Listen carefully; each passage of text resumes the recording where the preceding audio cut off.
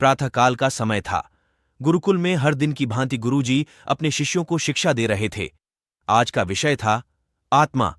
आत्मा के बारे में बताते हुए गुरुजी ने गीता का यह श्लोक बोला, नैनम छिन्दन्ति शस्त्राणि नैनम दहति पावकः न चैनम क्लेदयन्त्यापो न शोषयति मारुतः। अर्थात आत्मा को न शस्त्र छेद सकते हैं, न अग्नि जला सकती है, न जल उसे गला सकता है और न हवा उसे सुखा सकती है। इस आत्मा का कभी भी विनाश नहीं हो सकता है, यह अविनाशी है। यह सुनकर एक शिष्य को जिज्ञासा हुई। वह बोला, किंतु गुरुवर यह कैसे संभव है? यदि आत्मा का अस्तित्व है, वो अविनाशी है, तो भला वो इस नाशवान शरीर में कैसे वास करती है और वो हमें दिखाई क्यों नहीं देती?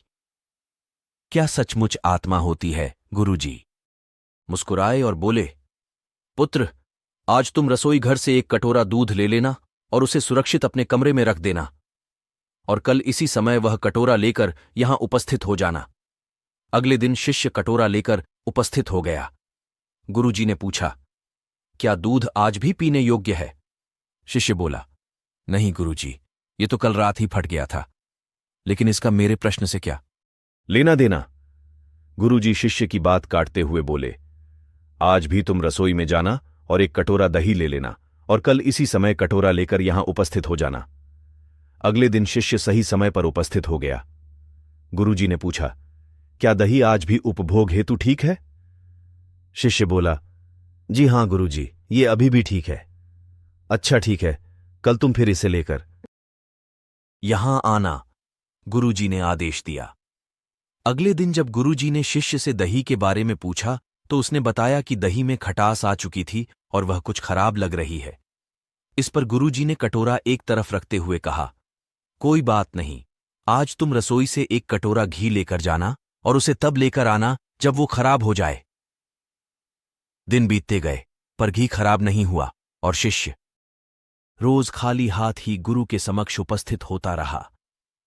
फिर एक दिन शिष्य से रहा नहीं गया और उसने पूछ ही लिए, गुरुवर, मैंने बहुत दिनों पहले आपसे प्रश्न किया था कि यदि आत्मा का अस्तित्व है, वो अविनाशी है, तो भला वो इस नाशवान शरीर में कैसे वास करती है और वह हमें दिखाई क्यों नहीं देती? क्या सचमुच आत्मा होती है? पर उसका उत्तर देने की बजाय आपने मुझे दूध, दही, घी में उलझा दिया। क्या आपके पास इसका कोई उत्तर नहीं है? इस बार गुरुजी गंभीर होते हुए बोले, वत्स, मैं ये सब तुम्हारे प्रश्न का उत्तर देने के लिए ही तो कर रहा था। देखो, दूध, दही और घी सब दूध का ही हिस्सा है। लेकिन दूध एक दिन में खराब हो जाता है, दही 2-3 दिनों में, लेकिन शुद्ध घी कभी खराब नहीं होता।